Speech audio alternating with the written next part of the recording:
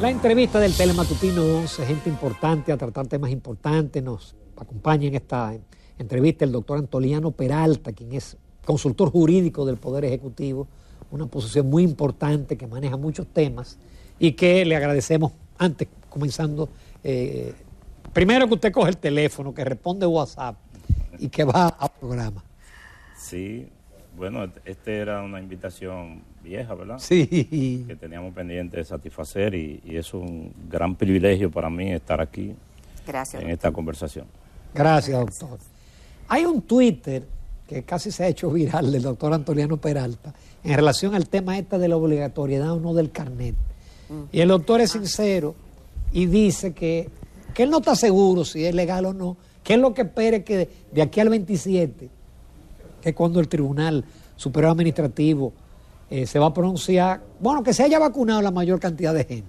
Sí. Lógicamente, eso ha habido reacciones positivas, sí, elogiosas, pero también ha habido reacciones negativas, doctor. Sí, así es como debe ser. Bueno, esta ocasión me permite explicar mejor lo que quise decir, porque el tema de la red de Twitter es que tiene una limitación de los caracteres para explicar y de las palabras. Lo que yo creo en la legalidad de la medida de la resolución 0048 de salud pública. Parto de ahí. Creo en que está enmarcada dentro de las atribuciones legales y constitucionales del Ministerio de Salud Pública. Porque estoy convencido de que el Ministerio de Salud Pública, como órgano rector de la salud, puede tomar medidas para proteger a la gente de la salud. En esta ocasión, Salud Pública no está, digamos, obligando a la gente a que se ponga una vacuna, pero está tratando de proteger a los demás de los que no están vacunados. Exacto. Ahora bien, un conjunto de abogados han iniciado unas acciones, algunos argumentando en los medios de comunicación, pero estos fueron más lejos y la llevaron a los tribunales. Antes de ayer, ellos fueron a un referimiento en la jurisdicción civil y el tribunal declaró nula la demanda por un problema de forma, de procedimiento, porque además ese no era el tribunal competente, no era la forma, no era la vía, son abogados jóvenes, pero bien, están ejerciendo un derecho. Y luego fueron al tribunal competente, que es el Tribunal Superior Administrativo, con un amparo antes de ayer. Y el tribunal aplazó la audiencia porque las partes no habían sido correctamente citadas. Ese es el caso real. Ahora, ¿qué dije yo? Yo dije que yo no descartaba la posibilidad de que ellos pudieran tener razón y que había que dejarle eso a la decisión de los tribunales. Y dije que en caso de que prosperara la acción, el gobierno, presidido por Luis Abinader, que es un gobierno legalista y apegado a las normas, no le quedaba otro camino que acogerse a lo que decidieran los tribunales, sin que por ello yo esté admitiendo que esta resolución esté afectada de ilegalidad. Lo que yo estoy diciendo es que yo le confiero, yo no puedo prejuzgar una acción, pues yo no soy el tribunal, que cuando una persona encamina una acción ante un tribunal, existe la posibilidad de que el tribunal interprete en favor de quien la encamina y distinto a como uno piensa. Ahora, a título personal, y esto es lo que le llama la atención al ingeniero, a título personal, yo he dicho que tengo la esperanza de que en caso de que prospere esa acción, ¿verdad?, de que consigan declarar nula esa resolución, que cuando eso ocurra, ya haya por lo menos el 90% de la gente vacunada. Fantástico. ¿Verdad? Y va rápido. Y que eso evite que quizás los mismos demandantes terminen contagiados, porque han dicho, los infectólogos han dicho que en la medida en que hay más gente vacunada, se corta la cadena de contagio. Eso puede ser así o no, yo no soy especialista en eso, yo soy médico. Ahora, lo que sí sabemos, porque las estadísticas nos lo han indicado, es que ahora mismo los centros médicos están llenos de gente no vacunada. Lo que quiere decir que si la vacuna no disminuye o corta la cadena de contagio, por lo menos las personas que estamos vacunadas estamos más protegidas y eso ha quedado demostrado. Yo soy un ejemplo de ello, que contraje el virus y yo tenía ya 2 vacunas en ese momento, luego me puse la tercera y solo sentí un síntoma de una leve gripe. De manera que creo haber explicado este criterio del tuit. Sí. Reitero, yo creo en la legalidad de la resolución, pero le confiero la atribución y la competencia a los tribunales para que decidan sobre ella. Sí, doctor, hay un tema que va a llamar mucho la atención y que va a acaparar los medios de comunicación por diversas razones, que es el tema de la reforma fiscal. Y cada día estamos más confundidos sobre el tema. Porque en un principio el gobierno, primero el PRM había dicho todo el tiempo que no era necesaria. Después dijo el gobierno a través de algunos funcionarios que la reforma estaba en proceso de ser presentada. Luego el presidente dijo que no había condiciones para una reforma.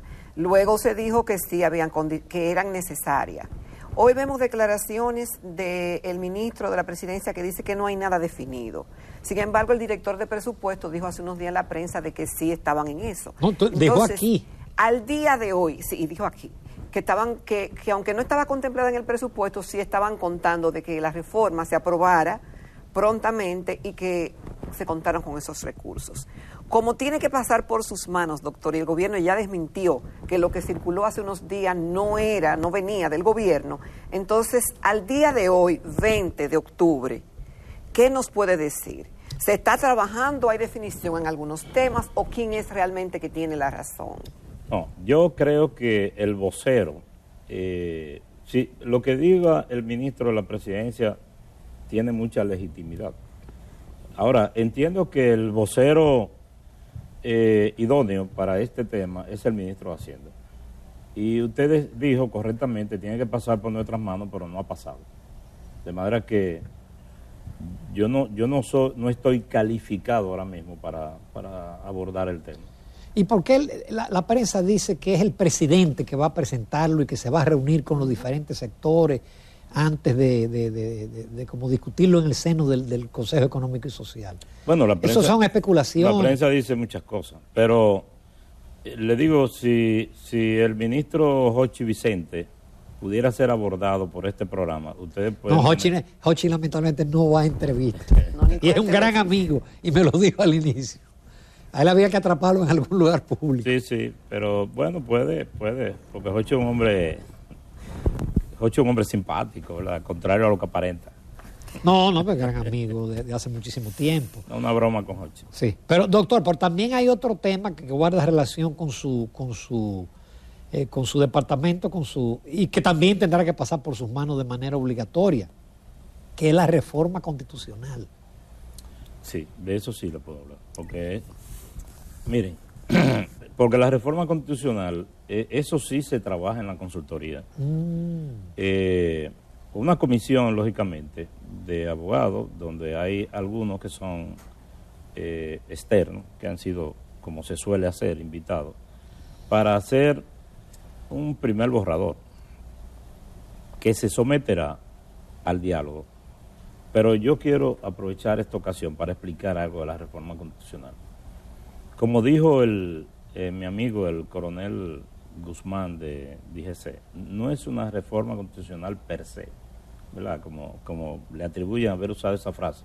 Y él se ha empeñado en promover una serie de normas que contribuyan a la institucionalidad, a la modernización y a la transparencia. Entonces, sobre la transparencia, él ha promovido una reforma a la ley de la Contraloría, una reforma a la Cámara de Cuentas, una reforma más importante que todas las votaciones. Eso es lo que nosotros llamamos, entre otros instrumentos normativos, el proceso de transparencia dentro del Estado. Ahora, también hablamos de la modernización. Por ejemplo, la ley de simplificación de trámites, que es una ley que ya se aprobó, que forma parte de este paquete, pero digamos que el diálogo la encontró ya aprobada. Y dentro de la modernización del Estado está la modernización de la reforma del Ministerio Público. Entonces, la reforma del Ministerio Público implica tocar leves aspectos de la Constitución. ¿Me explico, verdad? Entonces, digamos que el objetivo es la modernización del Estado, la transparencia, la institucionalidad. Y si hay que tocar la Constitución para eso, bueno, se someterá. De forma que debemos entender que no es un proyecto de reforma a la Constitución, sino que circunstancialmente uno de los elementos que se va a reformar implica tocar la Constitución. ¿Por qué implica tocar la Constitución? Bueno, porque dentro del proyecto de reforma del Ministerio Público está, y se ha anunciado, primero, sustraer al procurador del Consejo de la Magistratura. Pero eso está en la Constitución. Sí. Entonces hay que tocar a la Constitución. Está el hecho de que dentro de las atribuciones constitucionales del Ministerio Público están la de trazar la política anticrimen, la política de lucha contra el crimen del Estado. Se le atribuye al procurador igual que lo del manejo del sistema penitenciario. Son dos atribuciones que le corresponden al Ministerio Público porque lo establece la Constitución y que el proyecto implica, es una propuesta para discutirla, pasar estas atribuciones a un ente que se crearía, que sería el Ministerio de Justicia. El objeto es, y eso yo lo he explicado otras veces, dejar al Ministerio Público o a lo que es ahora el procurador como un gran fiscal general de la nación, solo con atribuciones, digamos, de investigación, que es es el papel de todos los fiscales, y quitar de sus manos todas las atribuciones administrativas y adyacentes que tiene el Ministerio Público. ¿Y eso por qué, doctor? Perdón, entre ellas las prisiones. Sí, porque mire, le voy a explicar brevemente. Primero, esto distrae la función del Ministerio Público. O sea, un procurador que está llevando a cabo una investigación y al mismo tiempo tenga que estar pendiente de las facturas, de compra, de la contabilidad de la Procuraduría, del sistema. Ustedes saben lo que implica la vigilancia del sistema penitenciario y carcelario. Eso no es para un fiscal. Eso no es para un fiscal. Pero además, por ejemplo, el INASIF es una institución que la maneja el Ministerio Público, pero esa es la que hace el levantamiento, las experticias que constituyen la prueba que el mismo Ministerio Público presenta. En el caso del Consejo de la Magistratura, el procurador es una parte en el proceso, igual que como la defensa. Es decir, cuando en un proceso penal, le voy a poner un caso muy conocido, pongan ustedes el caso de Brecht. Llega el procurador, llegan los fiscales, llega el procurador, o sea, los procuradores, quien vaya, y llegan los abogados de la defensa. Son las dos partes en el proceso. Solo hay una diferencia, es que uno de ellos escogió al juez en el Consejo de la Magistratura. Yeah. ¿Me explico? Entonces, el procurador no debe ser una de las partes del proceso no debe ser de lo que escoja al juez del proceso. ¿No le parece lógico esto? Pero en el otro caso, entonces, el juez va a escoger procurador. Porque no va a ser el Consejo de la Magistratura quien va a decidir. No se ha definido eso. El cuerpo que va a elegir no se ha decidido. No se ha definido, pero no es lo mismo escoger al procurador que escoger a los jueces, porque los jueces son los que deciden al fin y al cabo. Entonces, hay que hacer algunas reingenierías en el sistema del Ministerio Público que implican tocar a la Constitución. Es decir, el tema de la independencia, perdón Ramón, de la independencia que tanto se habla y fue el principal argumento del presidente para hacer eso, la oposición, incluyendo al doctor Leonel Fernández, dice que la independencia del Ministerio Público está garantizada en lo que dice la ley. Y en la Constitución. Y en la Constitución. ¿Usted quiere que yo le responda eso? Sí. Bueno, miren, yo dije en una ocasión, y lo repito ahora, que el doctor Fernández le sobra inteligencia, y que es una persona que yo respeto y admiro, y le sobra inteligencia y conocimiento y experiencia para saber que eso no es así. Estamos hablando de que la ley o la Constitución habla de que el Ministerio Público tiene una independencia funcional, administrativa, es verdad. Y presupuestaria. Presupuestaria, que maneja su propio presupuesto, pone sus empleados, pero no es de eso que hablamos. Estamos hablando de que el presidente coge a un político, a un miembro del comité central de su partido, un presidente, y dice, tú vas a ser el procurador. Y esa es una persona que recibe orden del presidente y de los altos dirigentes del partido. El presidente Abinader dijo, yo quiero un Ministerio Público independiente. Y buscó a la funcionaria judicial que la gente entiende que es un ícono de la independencia política. Y la puso. Y puso también a otros procuradores adjuntos que no son ninguno dirigente del PRM. Algunos dicen que incluso son simpatizantes de otro partido. Bueno, eso es otro tema. Ahora, ¿quién garantiza que eso ocurra cuando Abinader deje de ser presidente? Solo lo garantiza una ley o la Constitución. Lo que quiere el presidente Abinader es consagrar esa posibilidad de independencia en una norma que no dependa de la voluntad del presidente. Eso es todo. Doctor, hace unos cuantos días se anunció que el Poder Ejecutivo estaba contratando abogados para recuperar patrimonio público sustraído. Yo quiero saber, está conformado por un grupo de 35 prestigiosos abogados y con una forma de cobro bastante interesante, porque dependerá de lo que recuperen y si es más del 50% de lo que se estima recuperar. ¿Qué motiva esto? Y hay una estimación de eso es por corrupción, eso ha sido ¿por qué? Por trámites mal hechos, que también es una forma de corrupción, pero si está alegado algún caso penal que se sigue en los tribunales dominicanos, o cuál es la motivación y las expectativas que tiene el Poder Ejecutivo con la contratación de estos profesionales. Mire, le voy a poner un precedente. El presidente designó una comisión, y le voy a responder, pero quiero explicar. El presidente designó una comisión, entre los cuales hay ex oficio la mayoría, más 3 personas que no son funcionarios. Esa comisión tiene como propósito ubicar, inventariar, determinar el uso de los inmuebles, de los terrenos fundamentalmente del Estado. El presidente quiere que una cantidad de terrenos que se dice que están en manos de particulares, esta comisión las ubique y los recupere. O por lo menos le informe al gobierno quién la tiene y para qué sirve y cuál es su estatus legal. Esta comisión, este conjunto de abogados, que no tiene nada que ver con esta comisión, sino que le puse eso como ejemplo para que vea que es un esquema similar. Estos abogados están para constituirse en actores civiles en los procesos en que el Estado entienda que parte del patrimonio público esté en manos de particulares. Pero puede ser que no sea objeto de un proceso penal.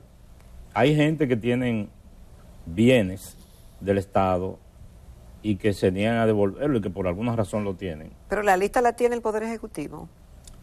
No. No es la lista. No, le voy a explicar. ¿O en base a qué? Le voy a explicar. Mire, si a usted tiene, por ejemplo, vamos a poner un ejemplo sencillo, un accidente de tránsito, alguien le choca su vehículo, el fiscal se encarga de perseguir al que lo chocó, porque es un delito penal. Ahora, para usted recuperar la indemnización, la reparación de lo que le costó eso, usted tiene que poner un abogado, porque el fiscal no se va a encargar de eso. Hasta que aquí exista, por cierto, la ley de extinción de dominio, que le quite a la gente que haya incurrido en acciones dolosas, en delitos de carácter económico. Entonces, no es que ahora mismo, digamos, el Estado tiene identificado en todos los casos que fulano tiene X cantidad de dinero que no tiene, no. Bueno, hay una acusación del Ministerio Público que dice que fulano de tal está siendo sometido a la justicia porque se sustrajo X cantidad de millones de pesos. Entonces el afectado, que es el Estado, dice, bueno, pues yo voy a poner un abogado para reclamar esa parte civil. Eso está ahí. Esos abogados harán eso. Eso, los abogados están para eso, para sumarse a los procesos en cuanto a la acción civil, en algunos casos, y en otros hacer las reclamaciones de patrimonio que esté en manos de particulares. Pero incluido casos de corrupción. Ah, claro, cualquier caso en que haya la sospecha de que un particular, un tercero, tenga bienes del Estado de manera indebida. Bienes del Estado, no solamente propiedades, sino que producto de la corrupción, vamos a poner, por ejemplo, dicen que tiene tantos millones, tantos miles de millones o tantos cientos de millones. Sí, eso mismo que usted me está preguntando, yo le estoy diciendo afirmativamente que sí. Que sí, quería despejar bien. O sea, vamos a precisar. Una persona está acusada de haber sustraído, eso es corrupción, X cantidad de millones de pesos. El Estado pone un abogado para que persiga, digamos, la parte económica, la parte civil, se constituye, como se dice en derecho, en actor civil a nombre de su cliente, que es el Estado. Los honorarios de esos abogados dependerán de lo que logren recuperar. Doctor, usted comentó en el otro segmento, y eso es muy importante, una modificación a nueva ley de la Contraloría, también de la Cámara de Cuentas y de compra y contrataciones. ¿Esas cosas dependen del diálogo o ya son cuestiones que están ya ensambladas y que van a ser sometidas al Congreso? Mire, por ejemplo, el proyecto de ley de compra y contrataciones existe. Lo trabajó la Dirección de Compra y Contrataciones, está en la consultoría, nosotros lo estamos revisando. El proyecto de ley de Contraloría también, el de Cámara de Cuentas creo que está un poco más atrasado, todavía no ha llegado a nuestras manos. Como esto se estaba haciendo sin diálogo, se estaba trabajando. Ahora el presidente decidió que lo iba a someter al consenso de los distintos actores. Entonces, ¿qué es lo que nosotros vamos a hacer? Ponerlo sobre la mesa. Pero es una iniciativa del Poder Ejecutivo y como han dicho algunos de los representantes políticos del Pleno del Diálogo, han dicho, si usted le han dicho al Estado, ustedes tienen que decir qué es lo que vamos a discutir, traigan sus materiales.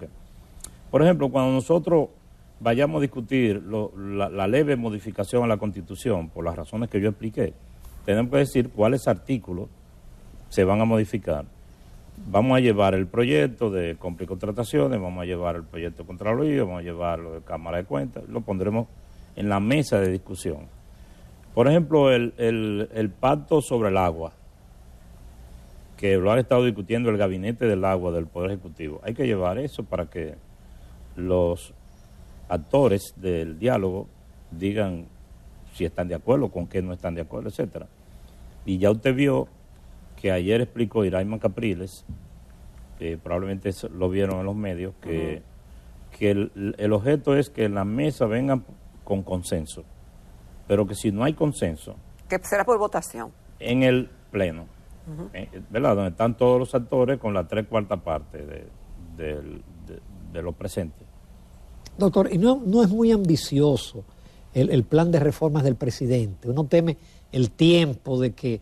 sabemos que el año 23 ya es un año electoral, la Junta le tuvo que poner un freno a los precandidatos, entonces que esto se prolongue mucho y que al final del camino no se logre la totalidad o las reformas más importantes.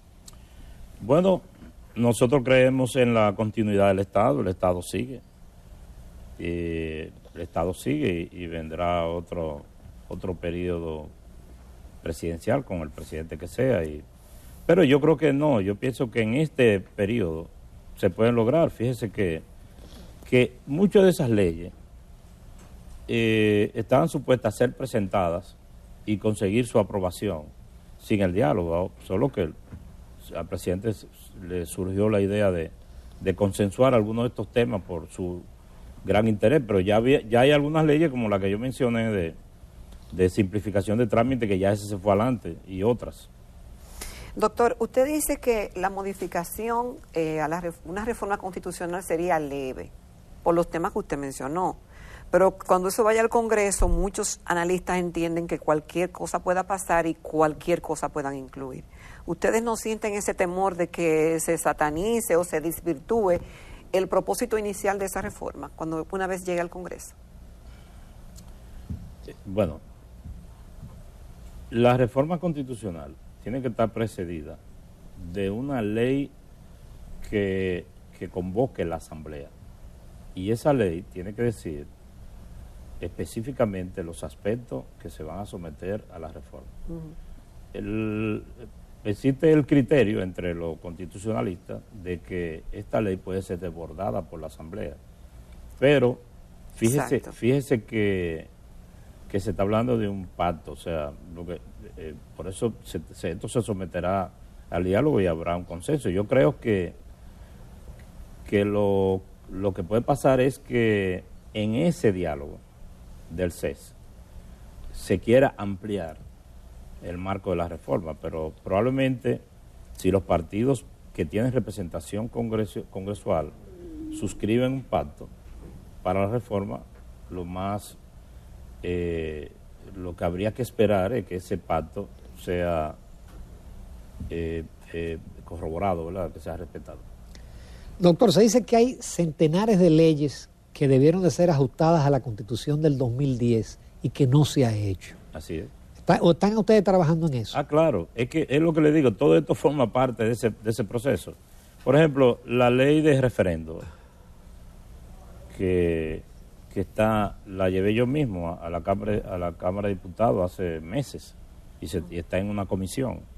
Es una ley que la ordena la Constitución. La misma ley de extinción de dominio, el artículo 51 de la Constitución, prevé el hecho de que a las personas que incurran en un delito y un crimen, un delito, y que como consecuencia de eso se hayan enriquecido ilícitamente, la misma Constitución prevé que mediante una ley de extinción de dominio se despojen a esta gente, se le confisquen, como se quiera decir. Y hay otras, muchas más, usted lo dijo, son una cantidad de leyes. Y nosotros desde que llegamos hemos estado trabajando en eso. Y algunos de estos proyectos que se van a someter ahora forman parte de esos requerimientos constitucionales.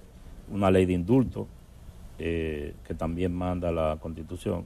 Pero siempre insisto en la ley de referendo, porque para mí es una ley fundamental. Doctor, solamente nos resta agradecer. Hemos tratado prácticamente todos los temas y de verdad les reiteramos el agradecimiento, aceptar la invitación en un momento en el cual había muchos temas para la consultoría jurídica. Sí, así es. Muchas gracias, doctor. No, siempre a la orden, siempre a la orden.